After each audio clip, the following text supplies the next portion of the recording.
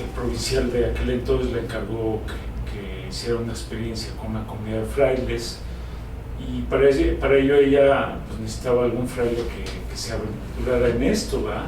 La reforma también tiene un contexto histórico.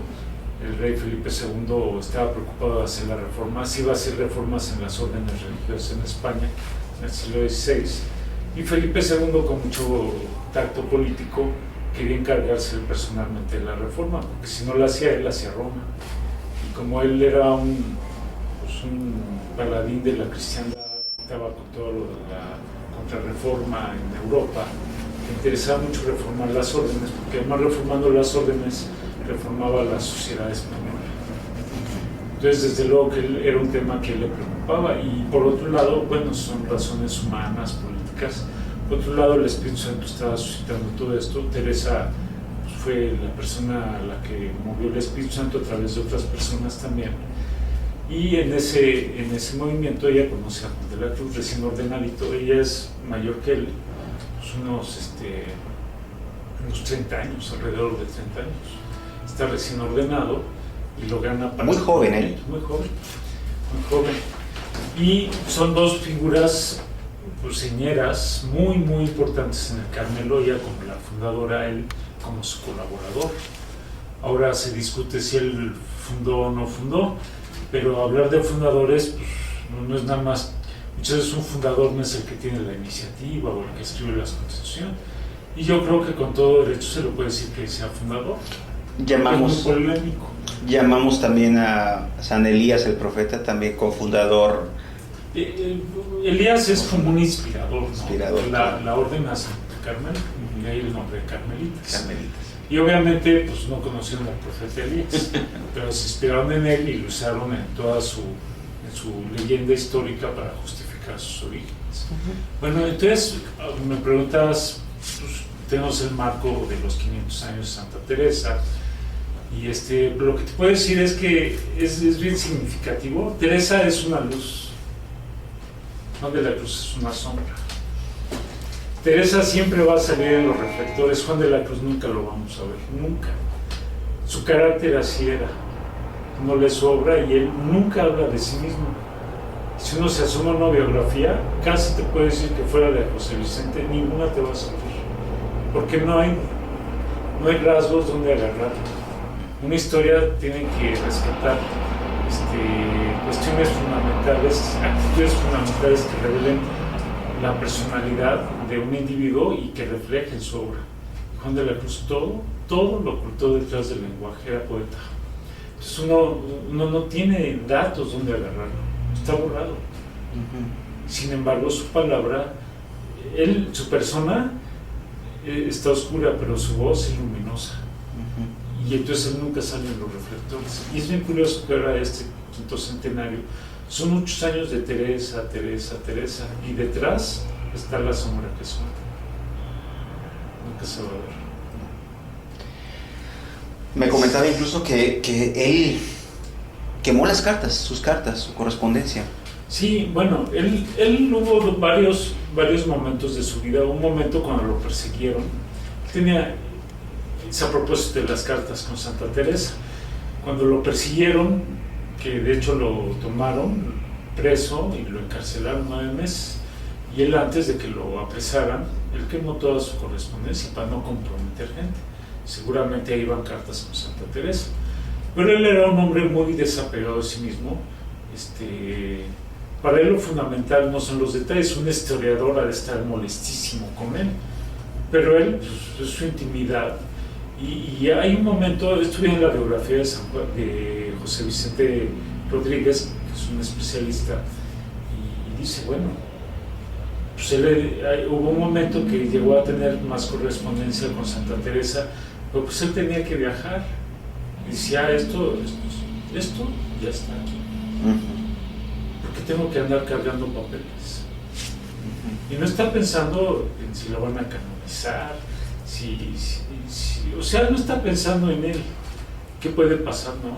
Él, su palabra, ya está el evangelio. Lo demás es relleno. Sopas, le mete un cerillazo y adiós cartas. No voy a estar cargando cosas materiales. Claro, pues Lo que vendría ahí es algo más que algo material, pero él no está pensando en eso, ni está pensando en qué vamos a pensar nosotros de él, ni le interesa. O sea, él es hora que yo disminuya y que Jesús crezca. No deja huella, se va borrando, se va diluyendo en la oscuridad, en la penumbra de la historia. Pero ahí está sosteniéndolo todo. Como un colaborador de Dios, es impresionante, ¿no? Y entonces pues, sus cartas con Santa Teresa, pues lástima que no las conocemos. De hecho, de su epistolario solamente se conservan 33 cartas, de las cuales muy pocas se conservan completas, y de las pocas que están incompletas, algunas son de 3 o 4 líneas. O sea, muy breve, casi nada.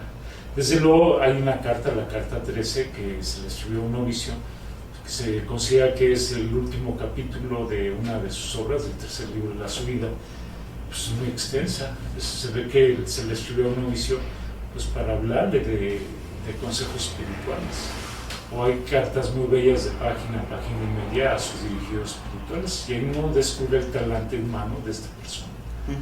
Su delicadeza, su afectividad, su solicitud por las personas, su trato, son muy reveladoras. Pero eso es algo que no se ve en la biografía, se ve en la obra directa. Sí, la obra de San Juan, a lo mejor él pensaba solamente en San José, ¿no? El convento, y después... No, eso era Santa Teresa. Santa Teresa. Cuando ellos empiezan porque era primero una experiencia con frailes, entonces van a hacer una comunidad en Duruelo, y nada más hay 2 frailes, él y Antonio de Heredia. Y de ahí empieza a surgir lo demás. Pues eso yo creo que nunca lo calculó él. Y Santa Teresa, que empezó a ser una protagonista de primer orden, ella aparece en el primer plano.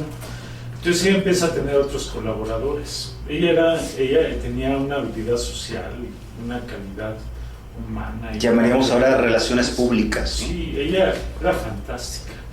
Bueno, pero Juan era un hombre brillante, era un artista, era un poeta, y era un hombre profundísimo. Hay gente que se pregunta por la relación con Teresa. Teresa lo descubre y lo quiere para su movimiento, pero por su aporte. Lo demás, pues ya es fantasear. Que si lo quería, ella sabía quién era él y sabía para qué lo quería. O sea, para Teresa lo que Juan representaba era un formador de espíritus. Si él va a colaborar conmigo, no lo quieren cosas administrativas. Él va a formar a la gente, le va a hablar al corazón. Entonces le empiezan a encargar oficios que tienen que ver con la formación espiritual de los nuevos carmelitas.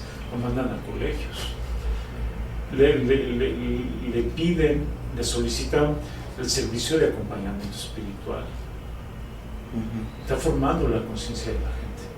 O sea, es otro orden de oficios, es otro servicio. Que tal vez a Teresa no se le daba. Así también se le daba mucho. Pero ella como mujer pues, no puede hablar. De hecho, sí habla. Ella es listísima y sabe cómo arreglárselas. Eso queda clarísimo en sus obras de ella. Y de hecho hay gente que la consulta, hay hasta obispos que les piden consejos a ella. Pero él obviamente con ese don que tiene y esa profundidad y ese espíritu, pues era gigante el hombre, ¿verdad? Y discreto. De hecho llegó a tal grado a decir Teresa de él que era su senequita, o sea, su seneca por sabio, pero en diminutivo porque era muy chaparrito. Se reían muchos, le decía el medio fraile. Por chaparrito. ¿Se vale hacer eso con nuestros hermanos? Esa amistad, esa pues, chistosada. No sé si ¿Qué vale. es? Esa relación Es cariño. Si se vale el cariño, pues yo creo que se puede. Lo importante es el respeto, ¿no? Eran lo que se dice en México cuates, además de... Pues eran amigos. Eran amigos. Y mira, ¿qué es la amistad en el Carmelo? Fíjate, si uno lee El Camino de Perfección de Santa Teresa, ella dice en qué se funda la amistad. No es el tiempo invertido, no es como el Principito. Que mis respetos para Antoine de Saint-Exupéry, era genial, o sea, su cuento del Principito me parece maravilloso. pero ella anda en otras categorías. Lo que nos usa en la amistad es un tercero, compartir un ideal, compartir algo, un tercero que nos une. Y en el caso de Teresa es el amor de Cristo. Entonces no es para ella compartir cualquier espacio, cualquier tiempo, no es coincidir, No es con los que jugaba nada más ajedrez, sí, Teresa. Sí, no es jugar ajedrez. Más allá. No es pasar las tardes del domingo en una buena tarde, no. Es con quien comparto el espíritu. La amistad tiene que ver con una cosa en común. Claro. Y ese común es el Jesús. Compartir los sentimientos de Jesús. Entrar juntos en el patos de Dios. Y Juan, pues, cuando uno lee su doctrina, es la pasión del amor de Dios en mí. Y Teresa, pues nada le dice, búscate en mí. Pues, o sea, ¿qué tienes ahí dentro? Tienes fuego, porque yo estoy en ti, Teresa. Entonces, eso es lo que hace que sean amigos. Y por eso esa confianza, pero digamos, es algo más que una amistad del tiempo compartido, ¿no? O, es que tenemos un proyecto común, es algo más. Es el espíritu que los embarga a los dos. Y entonces, cuando un amigo puedo hablar con él, sin temor a qué voy a decir, pero más que cuántas palabras dicen, es la palabra que los habita, es la palabra de Dios. Punto. Puedo decir uno, puedo decir muchos, no es la cantidad. ¿Por qué somos amigos? Porque tú y yo padecemos del mismo bien. Y en ese sentido comparten dos cosas muy interesantes. Una, el escribir mucho, o el ser prolíficos, poetas, pero también guardar muchos silencios. Ambos tienen, pues, precisamente la espiritualidad de la oración meditativa o contemplativa incluso, ¿no? Voy a aprovechar tu comentario para decir esto. El lenguaje es para comunicarse,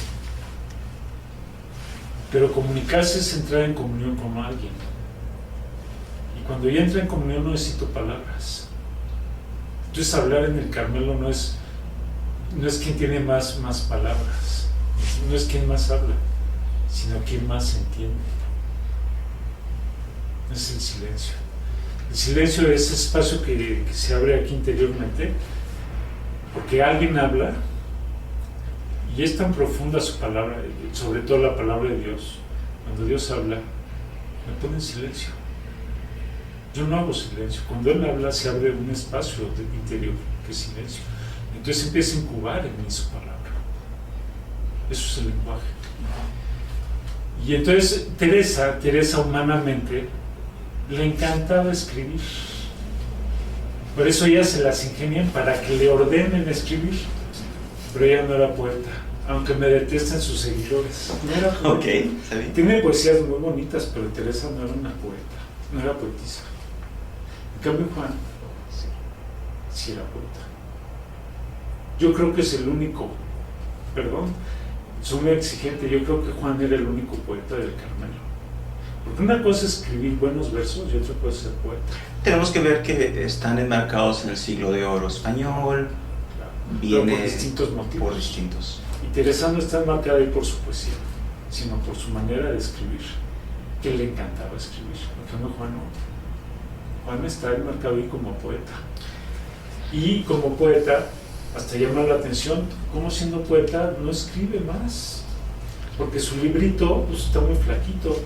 Si dijera uno era escritor, pues es que ¿qué escritor tan pobre? Sí. Y como poeta nada más tiene 15 poemas, y de los 15 solamente unos cuantos tienen un valor superlativo en la lengua castellana. Hay otros que no tienen valor, tienen mucho contenido. Por ejemplo, los romances, son 9 romances, son profundísimos, son hermosísimos, pero poéticamente no tienen la calidad de La llama de amor viva o su máximo poema, que es La noche oscura. Hablemos un poco precisamente de lo que le llaman poemas mayores o esos tipos de poemas. ¿Qué es Noche Oscura? Como poema, mira, es que hay varios tipos de poemas, Okay. No hay que meternos a los géneros literarios, mejor no me meto en los géneros, pero voy a decir esto ¿por qué un poema en San Juan de la Cruz? Ni siquiera porque es un poeta. Él tiene una experiencia de Dios, pues yo creo que estaría feliz leyendo la encíclica del Papa Francisco, el gozo del Evangelio. El Evangelio es un gozo, porque el Evangelio es un acontecimiento, no es un libro muerto, es un acontecimiento. Pero no es cualquier acontecimiento, es un acontecimiento de Dios en mi vida, que cuando me doy cuenta, se me abren los ojos, me pongo tan contento, y esto lo va a decir así San Juan, el alma se pone a cantar de alegría, y además se pone a contar. Eso viene en el cántico, en la canción 14, número 2. El alma está tan contenta que se pone a contar y a cantar y a contar. Entonces, ¿qué hace? Pues él lo canta con la poesía. Su poesía no es su afán de escribir y de escribir. Pues ahora cualquiera agarra la pluma y siente inspiración y a ver qué sale y luego lo vende, ¿no? Él fue una palabra, una experiencia de Dios que se le grabó en las entrañas y se le incubó, que cuando le salió como un poema enorme, un canto. Sí. Eso es un poema para él. Entonces se pone a cantar, y quien oye su canto lo hace como poeta.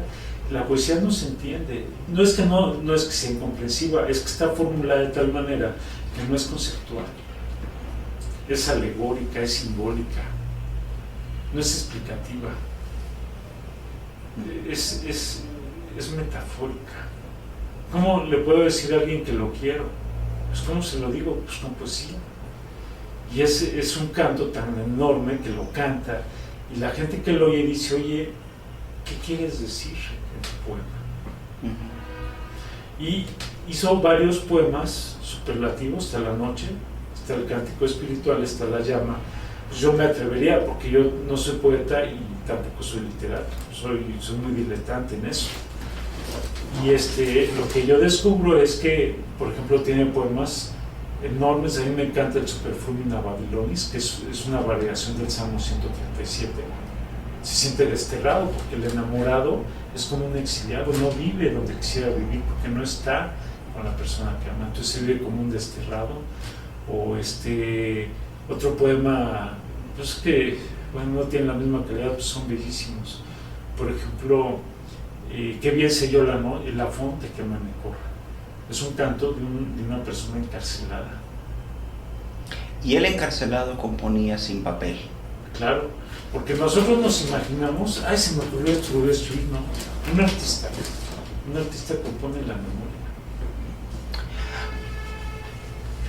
Es que seguro tuvo papel, no, mijo. Además, si lo tuviera, no le hubiera servido de nada. Hay biografías que dicen que su carcelero era papel, no sea ridículo. Pues si no veía la luz del sol, ¿por qué luz? Y mencionaste ahorita la memoria. Claro. Podríamos hablar un poco de las famosas 3 potencias que nos hablan. No importa hablo de la memoria nada más. Ok, sí, porque ya estamos hace rato cerrando. Te decía de Teresa, sí, ¿qué la habita dentro? ¿Qué pasión la habita? Hubo un acontecimiento que a ella es algo que a ella le robó el corazón. Esos acontecimientos son los que se van guardando en la memoria y son los que nos van dando conciencia de quiénes somos. Claro, Teresa está embargada de esa pasión del amor de Dios porque la palabra de Dios está habitando en ella. Juan igual. Entonces eso, ahora como lo digo, y empieza, hay un acontecimiento Dios en su vida, ahora pues, lo habita donde sea, en la cárcel, no se volvió loco. Los psicólogos lo estudian su biografía y dicen cómo no se volvió loco, porque él no estaba en la cárcel, él estaba donde amaba, o el que lo amaba, él que era Dios, lo habitaba. Entonces de ahí le brota de mi corazón un poema bello. Eso es un salmo. ¿De dónde me sale ese poema? De la belleza que me habita. Ahí está el acontecimiento de Dios en mi vida, ese es el Evangelio. Entonces, claro, él empieza a buscar las palabras y no las olvida, porque está componiendo y las graba en la memoria. Y en la memoria va trabajando sus poemas y los va escribiendo en lo secreto de la cárcel. El cántico lo escribió en la cárcel. Qué bien sé yo la fuente que emana y corre, lo compuso en la cárcel. El Salmo 137, que recuerda a los desterrados en Babilonia, lo recompone en la cárcel, porque él está viviendo una experiencia en el lugar y sabe que no está solo. está habitado y sabe que su vida no va a depender si está en la cárcel o está fuera de ella. Te interrumpo aquí y haciendo ya casi cerrando. Muchos de nosotros cristianos, católicos, carmelitas incluso, hemos en algún momento experimentado cosas de Dios.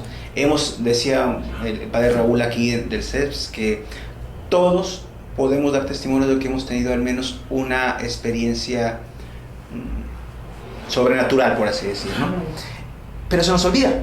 Exactamente. ¿Por qué a San Juan y a Teresa no? Mira, la razón la vamos a encontrar en la palabra de Dios. Dice el Deuteronomio: amarás al Señor tu Dios con todo el corazón, con todo el alma. Primero dice escucha. O sea, si lo escucho, asimilo su palabra y toda su palabra se me cumple. Segundo, ámame, me da la capacidad de amar. Tercero dice, no se te olvide. Pero es muy curioso porque el Deuteronomio dice, mira Israel, cuando entres a la tierra que te voy a dar, que habites las casas que no construiste, circules por las ciudades que no edificaste, cuando comas hasta hartarte de la comida que tú no has cosechado y preparado, no te olvides de mí. Parece ser que al ser humano, cuando nos va bien, empezamos a decir, yo tengo derecho a esto, yo vivo bien, esta es la realidad, y me olvido de Dios, desgraciadamente. Eso cuando yo estoy bien, puede ser un motivo de acordarme de Dios y de darle gracias. Eso lo hace una persona agradecida. Pero una persona que se siente con derechos y nunca ve al otro, cuando me va bien, me olvido del otro. Sobre todo me olvido de quien me lo dio. Y entonces ahí viene el olvido. ¿Cuándo se le olvidó? ¿Porque nunca dejó de ser pobre o nunca dejó de...? No. Eso es ser pobre, o sea, saber recibir, saber agradecer. Por eso la necesidad del abandono. Más bien, yo te diría, parece ser que cuando al ser humano se le olvida su bien, cuando le va mal, parece ser que hasta entonces podemos entrar en la conciencia de qué tenía o quién era. Nadie sabe lo que tiene hasta que lo perdió, desgraciadamente. No tiene que ser así, pero parece ser que muchos no reaccionamos hasta que lo perdemos. Desde luego que Dios no nos va a abandonar y va a volver a escribir. Nada más comento esto. Fíjate, Juan de la Cruz cuando empieza bueno, te lo digo así rápido, escribe el poema, está cantando, la gente le dice, no te entiendo, bueno, entonces te lo voy a contar, no te lo voy a explicar, te lo voy a contar, sí, te lo voy a declarar. Su vida en Monte Carmelo. Declarar, ¿qué es una declaración? Pues como cuando declaras el amor, o sea, declarar es poner a las claras qué está pasando, te amo, o declarar la guerra, o no sé. Declarar es hacer obvio algo que ya estamos viviendo. Eso es declarar, no es explicar. Entonces él se pone a declarar los poemas, y ahí viene la rosa, y ahí vienen las obras, están los de la subida, pues el cántico, están los 2 libros de cántico, el libro de llama y los 3 libros de subida, y otros títulos menores. Pero fíjate, una de las preocupaciones de él es, ¿qué me hace olvidarme de Dios? ¿Qué me hace? Precisamente volviendo a la memoria, ¿no? Claro, porque un hombre o un pueblo que olvida a su Dios es un hombre muerto. Se aleja de Dios. Y cuando se aleja de Dios pierde su identidad. Claro. Si uno se olvida, perdón por la frase, vea que si me olvida de mi madre, ya no sé quién soy. Sí. O si no sé quién es mi padre, vea que no sé quién soy.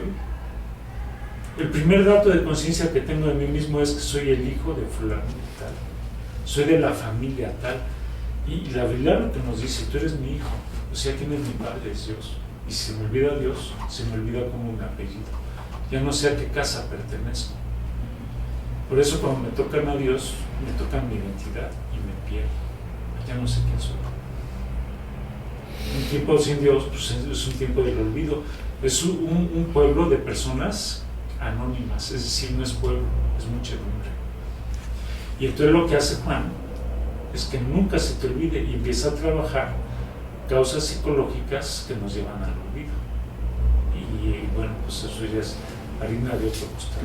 No sé si con esto, pues ya te dije algo de su obra, porque escribe, de dónde parte, que son sus poemas. Sí. Y sus declaraciones, una condescendencia con la gente en la que le está contando qué le pasó y contándole, pues puedan acercarse a lo que quiso cantar, porque tenía ese gozo inmenso del acontecimiento de Dios en su vida.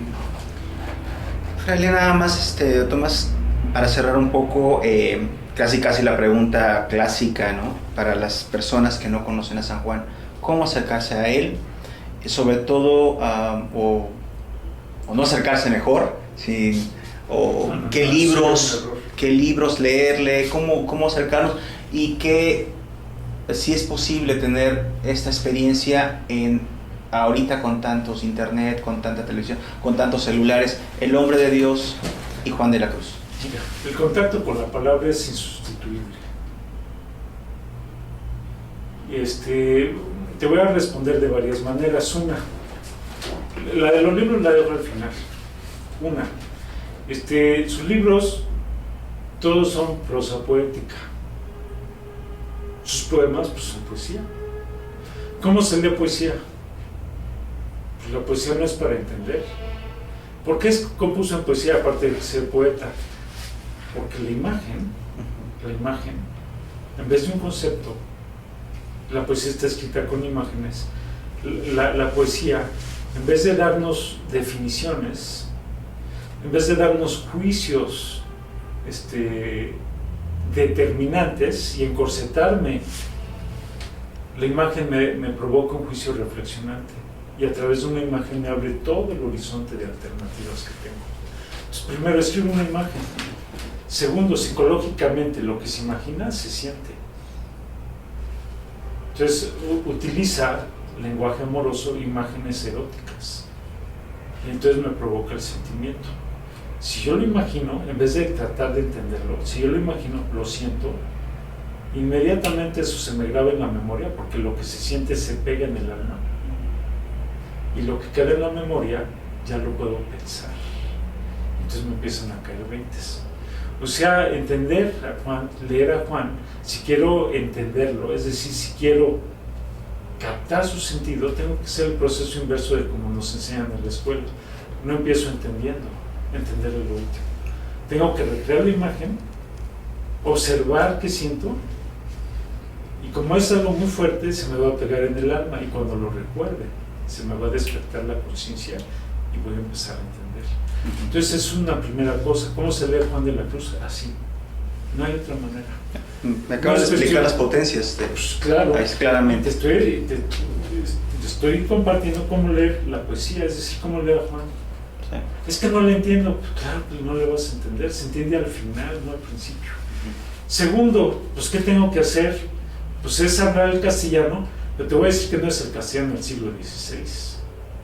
Es castellano poético. Es más fácil leer a Juan en el siglo XX que en el siglo XVI. Él no escribe como Teresa, es otra manera de escribir, es poeta. Entonces, ¿qué tengo que hacer? Pues, ¿cómo se aprende a leer un idioma? ¿O cómo se aprende a entender, escuchar un idioma? Óyelo. Entonces yo te diría, no lo entiendes, léelo, y léelo en voz alta, pronúncialo. Y así como un idioma nuevo se aprende haciendo oído, cuando empiezas uno a escuchar el castellano, un castellano desconocido, un castellano invertido, un castellano desconcertante, cuando empieza a hacer oído, además de todo ese proceso psicológico, cómo llegar por esos pasos hasta el entendimiento, cuando uno empieza a hacer oído, ese lenguaje me va a configurar mi pensamiento para que yo pueda entender qué es lo que quiere decir él. Segunda cosa. Tercera, los libros. Bueno, pues es que depende. El primero que él compuso como declaración fue el cántico. Si quieren en orden cronológico, pues léanse cántico. Es que esto depende mucho también del lector. Si somos pasivos o somos activos, depende de nuestra personalidad. Si soy un ingeniero y estoy súper estructurado, pues yo te diría, empieza por los libros de la subida. Pues depende de la personalidad del lector. Si soy muy romántico, soy muy apasionado, empieza por Llama. O sea, no hay recetas. Pero pues si dices, bueno, pues a mí que, pues yo te diría, pues déjame ver quién eres. O cuéntame un poquito de tu paladar para leer. Pero pues yo creo que en general somos más emotivos o somos más viscerales, pues yo diría empieza por tu cántico o empieza por Llama. Ok. ¿Ya viste cómo va? Sí. Yo te diría, familiarízate con los dichos de Luz de Amor. Es una obra breve, son puros aforismos, son como pensamientos que él fue cuajando, se lo regalaba a las monjas, pero con esos pensamientos, ahí está manejando su simbolismo, después los va a estructurar en las obras mayores. Las obras tienen una estructura arquitectónica, son catedrales del pensamiento, preciosas. La otra, pues también te diría, pues te ayuda mucho a conocer la personalidad del santo, lee las cartas, son tan chiquitas y tan bonitas, te las lees en 2 horas, léelas. Y leer aquí es no hacer una sola lectura. La primera es para familiarizarme, la segunda es para engolosinarme, y la tercera es para profundizarlo, y la cuarta para que no se me olvide, y la quinta porque puedes leerlo la cantidad de veces que quieras. Se te va entrañando. Ya viste cómo, ¿no? Sí, Fray Tomás, muchísimas gracias. Un mensaje en general para la familia carmelita de México y pues para todo Internet, que a lo mejor también que nos regresemos a leer más a San Juan, a conocerle, sobre todo a nosotros los laicos. Bueno, mira, te diré 2 palabritas. Una, no le tengan miedo al santo. Si habla así, pues no es porque sea marciano, sino porque es profundamente humano. Yo te apuesto que las mujeres lo entienden mejor que los hombres, porque le habla al ser humano en general, pero su mayor parte de interlocutores eran mujeres, y a una mujer a la que le dedicó el cántico, le dice, usted no necesita saber nada. Una persona que esté tocada de amor, una persona que no se reprima sus sentimientos, va a entenderlo perfectamente. Nada más cuestión de tiempo. La segunda,